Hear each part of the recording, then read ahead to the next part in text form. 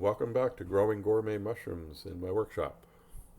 Previous videos we looked at the environmental controls here and the automation section to control that environment. We're now going to look at the manual section here. This manual section is intended as a backup to the actual automation. If things are going wrong with the automation and you wanted to say, you know what, there's something wrong here, I don't know what's going on, I'm going to turn this off and I'm going to go to a fully manual control. And this says that this is more traditional, where you set it up to run the fans and the humidifier at specific intervals for a specific time. So right now I've got the slider set to half an hour. So every 30 minutes the fan's going to come on for 7 minutes. And obviously you can switch that to every 4 hours, it'll come on for 4.5 minutes. You can set this to whatever you want. In addition to that, we can have, right now we have the humidifiers coming on automatically based on the sensor data, because we don't have this manual turned on. So the humidifier is only going to come on if needed in this current setup. But I can even override that and have a fully manual humidifier and turn this on. And that says that during the fan time, when the fan is on for that 7 minutes, we're going to run the humidifier for 4 minutes.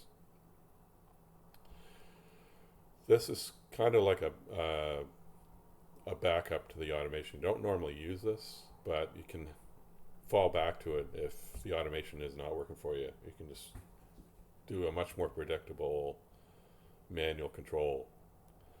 You can also have this turned on at the same time as the automation, so that we're going to say the automation should be kicking in every hour or so. So I'm going to have a fallback here and say that every 2 hours the fan should come on every 7 minutes. This will never kick in as long as the automation is turning the fan on within that 2 hours. So the automation turns it on in an hour, say.